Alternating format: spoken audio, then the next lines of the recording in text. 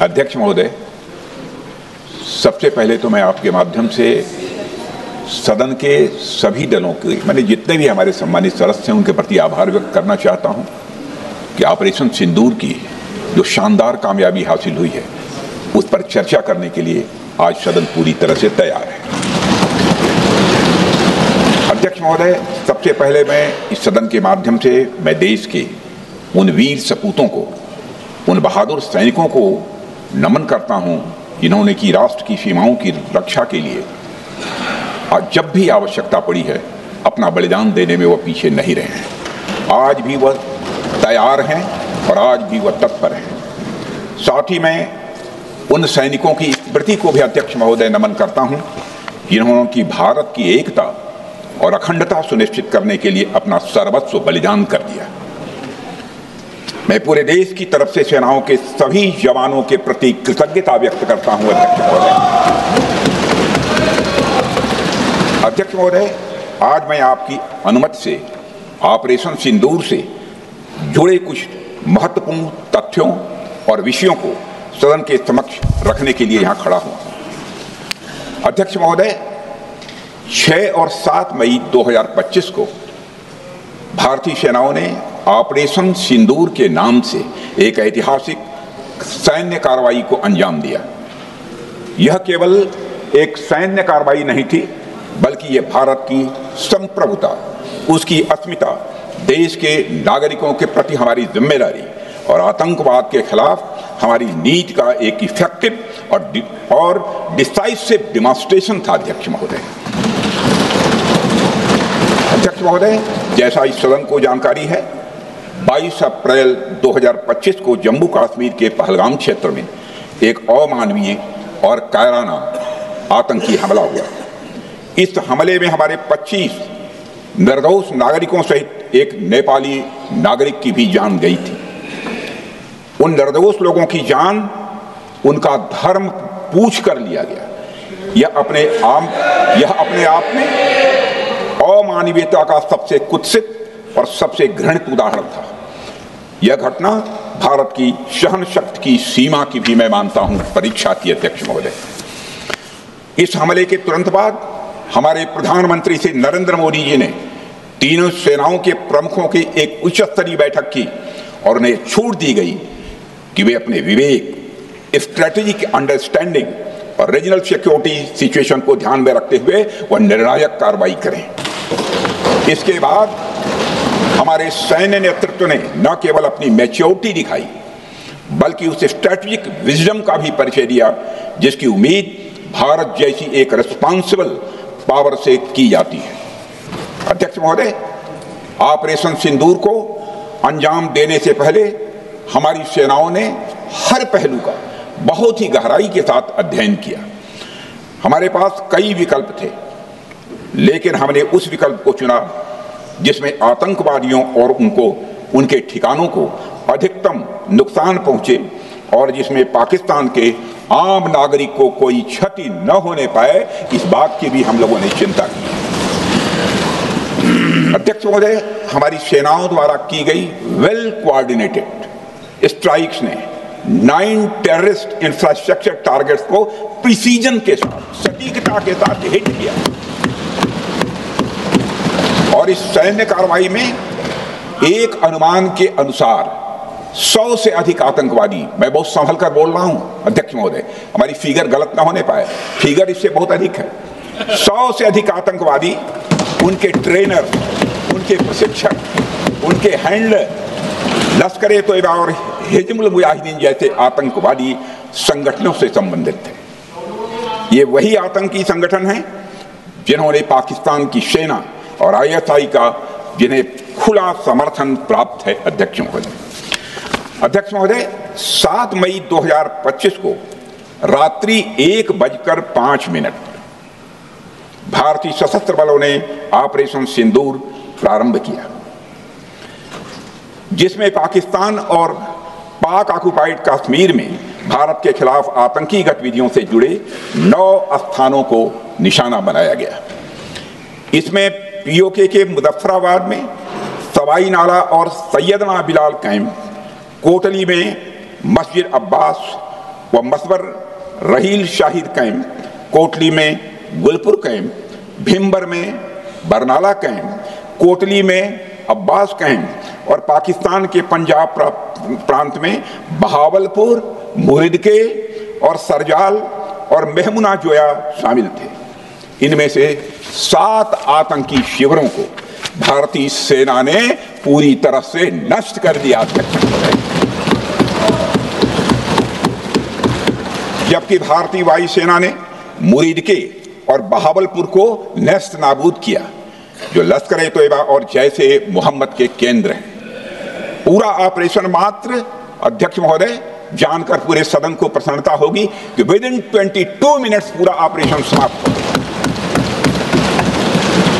और हमने आतंकवादियों को उनके घर में घुसकर मारा। सशस्त्र बलों ने हमारी माताओं और बहनों के सिंदूर का बदला लिया और प्रत्येक भारतीय इस भावना से ओत-प्रोत हो गया। अध्यक्ष महोदय, मैं चाहूंगा कि पूरा सदन एक बार हमारे सेना के बहादुर जवानों के शौर्य और पराक्रम का। अध्यक्ष महोदय, यह सिंदूर की लाली शौर्य की कहानी है। यह सिंदूर की लाली शौर्य की कहानी है, भारत के मस्तक पर वीरता की निशानी है। अध्यक्ष महोदय, सेनाओं ने अंधेरी रात होने के बावजूद हमले की सफलता के स्पष्ट एविडेंस भी जुटाए हैं, साक्ष्य है हमारे पास। अध्यक्ष महोदय, हमले के कुछ ही घंटों के भीतर एक प्रेस रिलीज और मीडिया ब्रीफिंग के माध्यम से इन्हें जनता की जानकारी के लिए जारी कर दिया गया था। मुझे यह पुष्टि करते हुए गौरव की अनुभूति हो रही है कि सशस्त्र बल अपने सभी मिशन ऑब्जेक्टिव्स को पूरा करने में पूरी तरह से सक्षम रहे और साथ ही कामयाब रहे। अध्यक्ष महोदय, 7 मई 2025 को हमले माने 1:35 के तुरंत बाद भारतीय डीजीएमओ ने हॉटलाइन संदेश के माध्यम से पाकिस्तान के डीजीएमओ यानी डायरेक्टर जनरल मिलिट्री ऑपरेशन से संपर्क किया और टेरर इंफ्रास्ट्रक्चर के खिलाफ हमारे हमले के रेशनल और मेथोडोलॉजी के बारे में पूरी जानकारी दी और यह तथ्य भी बताया ये हमले एस्केलेटरी नेचर वाले नहीं थे, माने इसको हम आगे नहीं बढ़ाना चाहते। जिन मुहि मारा तीन मुहि मारे। अध्यक्ष महोदय, जिस प्रकार प्रभु हनुमान ने लंका में अपनी रणनीति बनाई थी, उसी प्रकार हमने भी उन्हीं को निशाना बनाया जिन्होंने हमें नुकसान पहुंचाया था। हालांकि पाकिस्तान ने इस रेशनल को समझने से इनकार कर दिया और अगले कुछ दिनों तक सिविलियन और सैन्य ठिकानों पर गोलीबारी करके बड़े पैमाने पर सीज फायर वायलेशन करके स्थिति को एस्केलेट करने की उसने कोशिश की।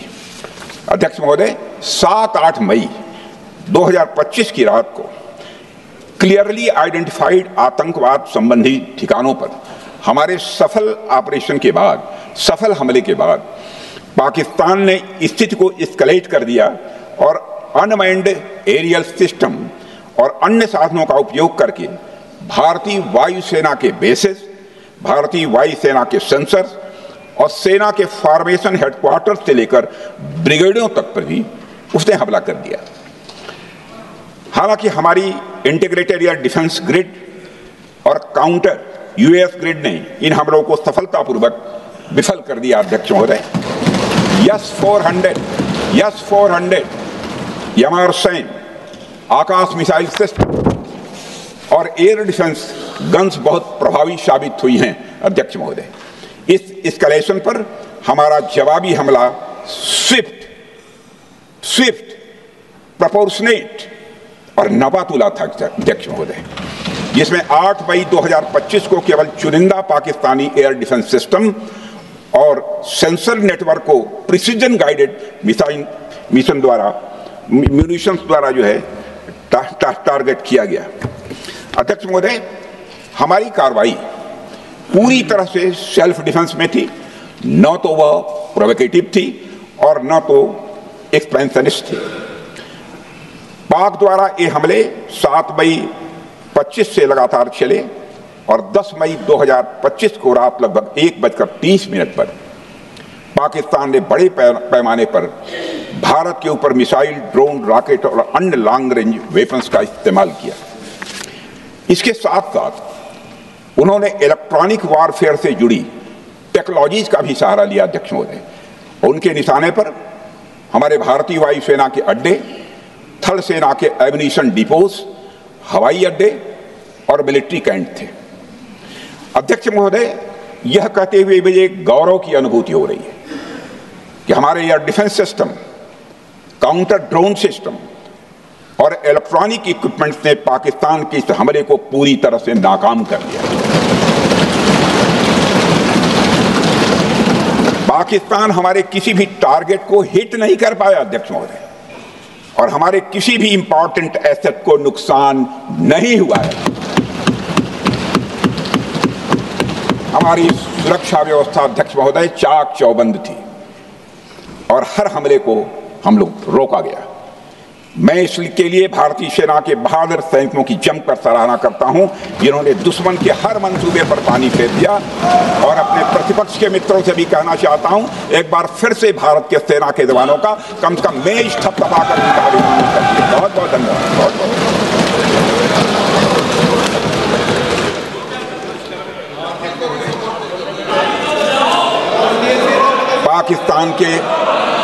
पाकिस्तान के इस हमले के जवाब में हमारी कार्रवाई साहसिक थी, ठोस थी और प्रभावी थी। भारतीय वायुसेना ने वेस्टर्न फ्रंट पर पाकिस्तान के हवाई अड्डों, command and control systems, military infrastructures और एयर डिफेंस सिस्टम को निशाना बनाया और इस मिशन को हमारी सेनाओं ने सफलतापूर्वक अंजाम देने में कामयाबी हासिल की। अध्यक्ष महोदय, हमारी सेनाओं ने चकलाला, सरगोधा, रफीकी, रहीम यार खान, जैकबाबाद, सुक्कुर और भोलारी जैसे बड़े एयरबेस पर प्रहार किया और पूरी दुनिया ने भारतीय वायुसेना के शौर्य और पराक्रम की तस्वीर देखी।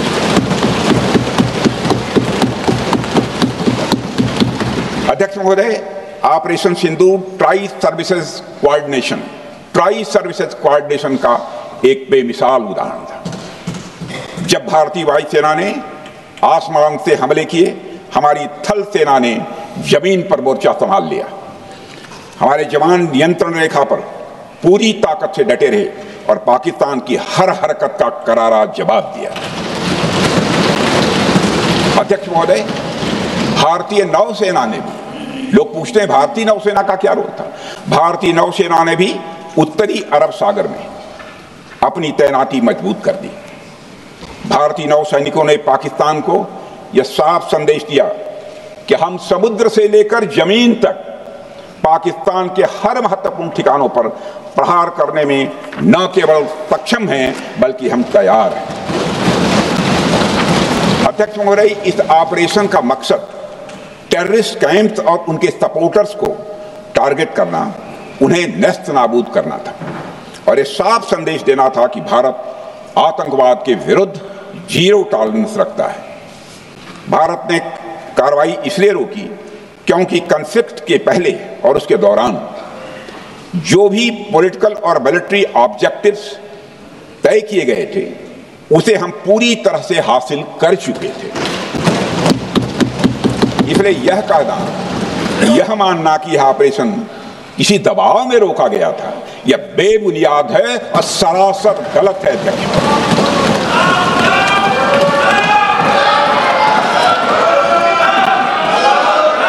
मैं सदन को फिर से आश्वस्त करना चाहता हूं, आपने राजनैतिक जीवन में अध्यक्ष महोदय, मैं आपके माध्यम से सदन को आश्वस्त करना चाहता हूं, अपने राजनीतिक जीवन में जानबूझकर कभी भी असत्य न बोलूं, इसकी भरपूर कोशिश की है मैंने, चाहे सदन हो अथवा सदन के बाहर। अध्यक्ष महोदय, मैं आपके माध्यम से सदन को यह भी अवगत कराना चाहता हूं,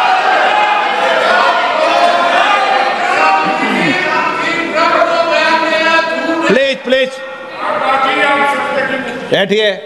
आप क्यों खड़े? अध्यक्ष महोदय, मैं आपके माध्यम से सदन को यह भी अवगत कराना चाहूंगा कि सीमा पार करना या वहां की टेरिटरी कैप्चर करना इस ऑपरेशन का उद्देश्य नहीं था। ऑपरेशन सिंदूर प्रारंभ करने का मकसद था अध्यक्ष महोदय उन टेरर नर्सरीज को खत्म कर देना जिन्हें पाकिस्तान ने बरसों से पाला पोसा था। और यह ऑपरेशन उन मासूम परिवारों को न्याय दिलाने के लिए लॉन्च किया गया था जिन्होंने पाक स्पॉन्सर्ड टेररिस्ट अटैक्स में अपने प्रियजनों को खोया था।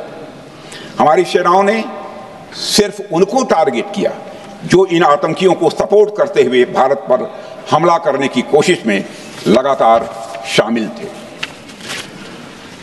अध्यक्ष महोदय, ऑपरेशन सिंदूर का ओवरऑल पॉलिटिको मिलिट्री ऑब्जेक्टिव यह था कि आतंकवाद के रूप में प्रॉक्सी वार लड़ रहे पाकिस्तान को सजा दी जाए और इसी वजह से आर्म्ड फोर्सेस को पूरी आजादी दी गई थी।